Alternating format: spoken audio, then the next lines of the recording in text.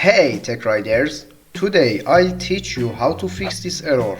When this error is shown to you, all your account information is apparently lost. But don't be afraid, I will fix this problem for you very easily. Before I start the video, please subscribe to the channel right now and join the Tech Riders world. Don't forget to like and comment as well. Let's get started.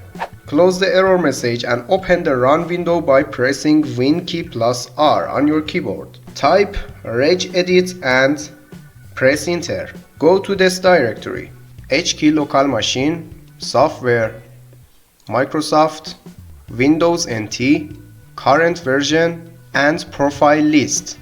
You can see the names of the two files, one of which has the .back. Right click and delete the folder that does not have .back.